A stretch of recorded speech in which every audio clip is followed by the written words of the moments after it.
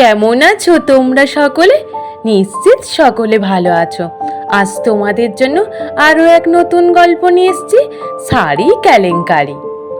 গোপাল রাজসভা থেকে বাড়ি ফিরেই যখন দেখে গিন্নি শাড়ি নিয়ে ব্যস্ত, অমনি গোপাল বলে, ও গিন্নি, গিন্নি কি করছো তুমি?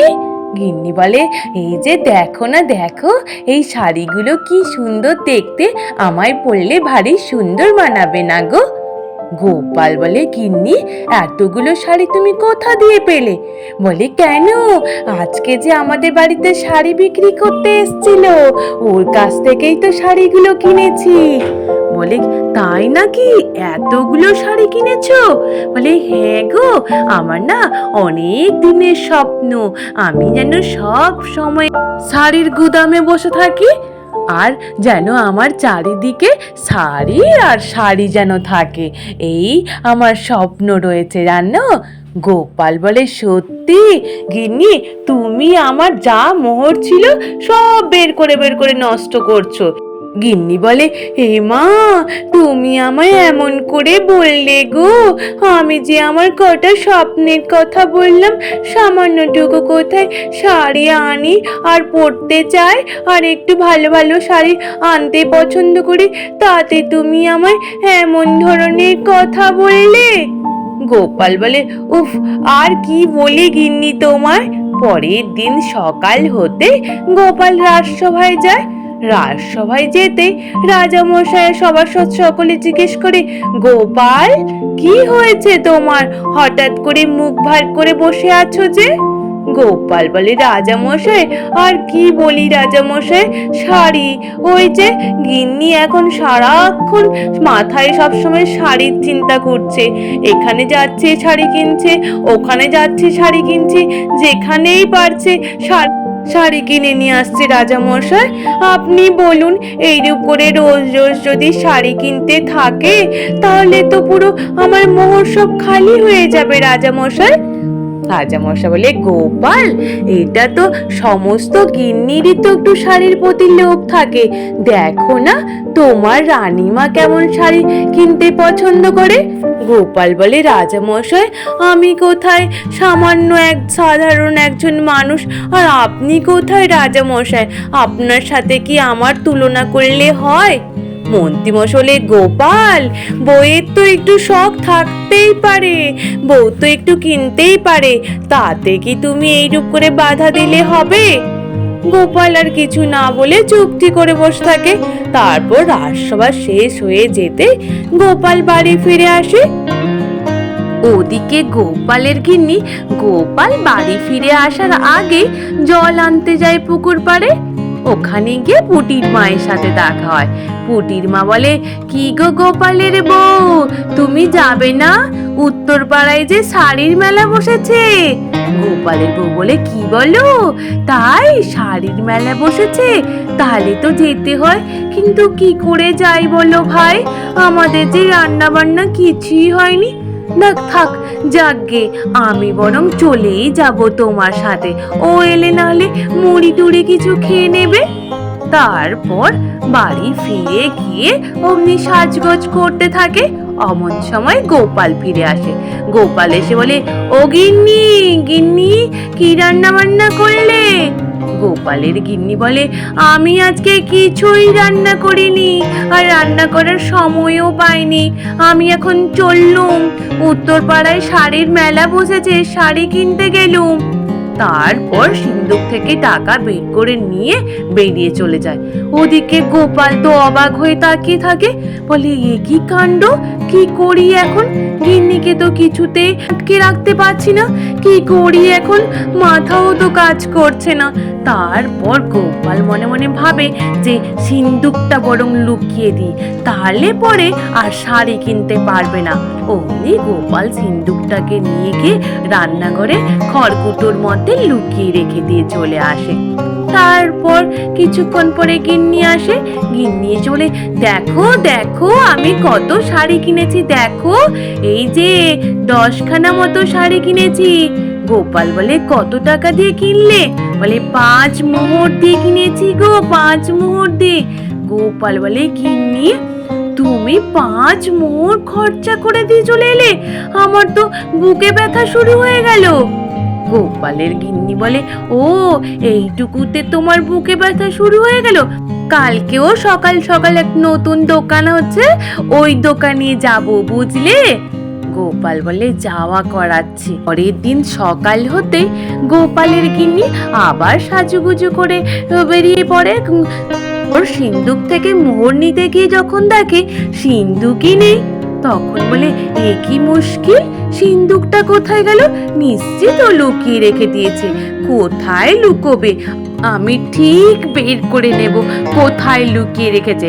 তারপর গোপালের গিন্নি খাটের তলায় ঢেপে দেখে খাটের তলায় নেই। তারপর রান্নাশালে যায়, বলে নিশ্চিত ঘর থেকে বের করে এখানেই কোথাও রেখেছে। অমনি হঠাৎ করে দেখতে পেয়ে যায় খড়কুটোনো চাপা রাখা আছে। তারপর খড়কুটো সরিয়ে বলে, এই যে আমি সিন্দুক পেয়ে গেছি। ওদিকে গোপাল মনে মনে ভাবে, এই রে আবার পেয়ে গেল। বলে, তুমি কি ভেবেছো তুমি গোপাল ভাঁড় হলে আমি তোমার গিন্নি, কেমন? তারপর আবার মোহর বের করে নিয়ে চলে যায়। ওদিকে গোপাল বেচারা কিছুক্ষণ বাদে রাজসভায় ফিরছিল। রাজসভায় ফেরার পথে মন্ত্রী মশাইয়ের সাথে দেখা হয়। মন্ত্রী মশাই বলে, কি গোপাল, তোমার মুখ এত ভারী হয়ে রয়েছে যে? গোপাল বলে, মন্ত্রী মশাই কি যে করি বুঝে উঠতে পারছি না। গিন্নি যে দিনের পর দিন শাড়ি কিনতেই আছে। গোপালের কথা শুনে মন্ত্রী মশাই বলে, ও এই জন্য মুখ ভার? কি হয়েছে তাতে? শাড়ি কিনছে তো কিনতে দাও না গোপাল। যদি তোমার মোহরের অভাব হয়, তুমি নইলে আমার কাছ থেকে ধারে সুদে আসলে কিছু মোহর নিয়ে নাও। হঠাৎ করে গোপালের মাথায় আসে এক বুদ্ধি। গোপাল তখন বলে, মন্ত্রী মশাই ভালো কথা বলেছেন, একটা বরং কাজ করুন, আপনি বরং সত্যি সত্যি আপনি আমাকে 200 মোহর ধার দেন। মন্ত্রী মশাই বলে, হ্যাঁ গোপাল, তাহলে তুমি প্রতি মাসে আমাকে 10 মোহর করে সুদ দিলেই হবে। তাহলে মোট টোটাল মিলে 22 মোহর করে প্রতি মাসে আমায় দেবে। তাহলে পরে সে তোমার সুদ আসলে সব মিটে যাবে। গোপাল বলে, বেশ বেশ মন্ত্রী মশাই, আমি তাই দেব। মন্ত্রী মশাই বলে, তাহলে গোপাল রাজসভা থেকে ফেরার পথে তুমি আমার বাড়িতে এসো, আমি তোমায় 200 মোহর দিয়ে দেব। তারপর সন্ধেবেলা গোপাল মন্ত্রী মশাইয়ের বাড়ি থেকে 200 মোহর নিয়ে চলে আসে। এই সেই গিন্নিকে ডাক থাকে, ও গিন্নি এই দেখো কি নিয়ে এসছি। তারপর গিন্নির হাতে মোহরের থলে ধরিয়ে দেয়, বলে, গিন্নি তোমার এখন স্বপ্ন পূরণ হতে চলেছে। গিন্নি বলে, মানে? আমার স্বপ্ন তো চারিদিকে শাড়ির গুদামে আমি বসে আছি। বলে, হ্যাঁ গো গিন্নি, তুমি এখন এই মোহরগুলো দিয়ে শাড়ি কিনবে, তারপর শাড়ির দোকান করবে। অমনি বলে, আমি শাড়ির তো দোকান করতে চাইনি। বলে, কেন গিন্নি, তোমার তো শাড়ির প্রচুর প্রয়োজন, তুমি শাড়ি তো কিনবে, আর যখন যেটা খুশি সেটা পরতে পারবে, আর তোমার দোকানও থাকবে। বলে, হ্যাঁ ঠিক বলেছ তো। তারপর ওই মোহর দিয়ে শাড়ি কিনে ফেলে, শাড়ি কিনে শাড়ির দোকান দিয়ে দেয়। তারপর রাত্রিবেলা হতেই গোপালের গিন্নি একটা শাড়ি নিয়ে এসে গোপালকে দেখাতে থাকে, বলে, দেখো দেখো এই শাড়িটা আমায় সুন্দর দেখতে লাগবে না? গোপাল বলে, গিন্নি আজকে শাড়ি বিক্রি হয়েছে? গিন্নি বলে, না না, ওই একটা মাত্র শাড়ি বিক্রি হয়েছে। গোপাল বলে, গিন্নি তুমি তো শাড়ি নিয়ে পড়ো ঠিক আছে, কিন্তু শাড়ি বিক্রির দিকেও একটু মন দাও, কারণ মাসের শেষ হলে যে মন্ত্রী মশাই আবার মোহর চাইতে চলে আসবে। মানে ও বাদ দাও না, যখন আসবে তখন দেখা যাবে। তারপর 1 মাস হয়ে যাওয়ার পরে মন্ত্রী মশাই উপস্থিত হয়ে যায়। মন্ত্রী মশাই বলে, ও গোপাল দাও আমার সুদ আসলে মোহর দাও। তারপর গোপাল বেরিয়ে এসে বলে, এই যে মন্ত্রী মশাই, আপনি আমার গিন্নিকে চান, গিন্নি তো দেবে আপনার সুদ আসলে মোহরটা। তারপর গোপালের গিন্নি মুখ ভার করে বলে, মন্ত্রী মশাই একটা খারাপ খবর মন্ত্রী মশাই, এই মাসে আমার কাছে সব মিলিয়ে 11 মোহর মতো হয়েছে। আমি মনে হয় এই মাসে আপনাকে 22 মোহর দিতে পারবো না মন্ত্রী মশাই। মন্ত্রী মশাই বলে, না না, ওই যে বললে তো হবে না, আমার কথা কথা 22 মোহর তো আমায় দিতে হবে। গোপালের গিন্নি বলে, বেশ বেশ মন্ত্রী মশাই, এই মাসটা নইলে আপনি ছেড়ে দেন, আমি পরের মাসে 2 মাসের মোহর আমি আপনাকে দিয়ে দেব। তারপর মন্ত্রী মশাই চলে যায়। গোপালের গিন্নি বলে, কি করি বলো, এখন তাহলে এতগুলো মোহর কোথা দিয়ে দিই? গোপাল বলে, গিন্নি একটা উপায় আছে, তুমি বরং একটা কাজ করো, তুমি কিছু শাড়ি নিয়ে মন্ত্রী মশাইয়ের গিন্নির কাছে চলে যাও, কারণ মন্ত্রী মশাইয়ের গিন্নিরও শাড়ির খুব শখ। এদিকে মন্ত্রী মশাইয়ের গিন্নিকে তো মন্ত্রী মশাই বাইরে বেরোতেই দেয় না, যখন মন্ত্রী মশাই বাড়িতে থাকবে না তখন মন্ত্রী মশাইয়ের গিন্নির কাছে চলে যাবে শাড়ি বেচতে, আর মন্ত্রী মশাই গিন্নিকে বলে দেবে যাতে মন্ত্রী মশাইকে এই ব্যাপারটা না বলে। এই কথা শুনে গোপালের গিন্নি বলে, হ্যাঁ হ্যাঁ, একদম ঠিক কথা বলেছো তো। তারপর গোপালের গিন্নি শাড়ি বেঁধে নিয়ে চলে যায় মন্ত্রীর গিন্নির সাথে দেখা করতে। মন্ত্রীর গিন্নি দেখতে পেয়ে বলে, এই যে গোপালের বউ, তুমি এসেছো অনেক দিনের পরে, কি ব্যাপার? গোপালের বউ বলে, আমি এখন শাড়ি বেচছি, দেখো দেখো কত সুন্দর সুন্দর শাড়ি নিয়ে এসছি। বলে, ওমা কি সুন্দর দেখতে তো শাড়িগুলো, দাও দাও, এগুলো কত মোহর বলো তুমি আমায়? বলে, সব মিলিয়ে 5 মোহর হয়েছে। বলে, আচ্ছা আচ্ছা, শাড়িগুলো আমি তাহলে নিলাম আর তোমাকে 5 মোহর দিলাম, তুমি তাহলে পরের সপ্তাহে এসো কিন্তু, হ্যাঁ আমি আবার শাড়ি কিনবো। গোপালের গিন্নি বলে, হ্যাঁ গো গিন্নিমা, পরের সপ্তাহে আসবো, কিন্তু তুমি মন্ত্রী মশাইকে এগুলো কিছু বলবে না এখন, হ্যাঁ 10 মাস চলে যাওয়ার পরেই বলো, বুঝলে? মন্ত্রী গিন্নি বলে, বেশ বেশ, নইলে আমি বলবো না এখন। তারপর গোপালের গিন্নি চলে যায়। এইরূপ করে পরের সপ্তাহে এসে আবার মন্ত্রীর গিন্নির কাছে শাড়ি বেচে। এইরূপ করে করে মন্ত্রীর গিন্নির কাছে শাড়ি বেচে 230 মোহর করে ফেলে গোপালের গিন্নি। আর ওদিকে মন্ত্রী মশাই প্রতি মাসে এসে এসে মোহর হিসেব করে নিয়ে যায়। শেষ মাসে হতেই মন্ত্রী মশাই আসতে গোপালের গিন্নি বলে, মন্ত্রী মশাই, এই যে আপনার শেষ মাসের মোহর, হ্যাঁ তাহলে আপনার মোহর শোধ হয়ে গেল।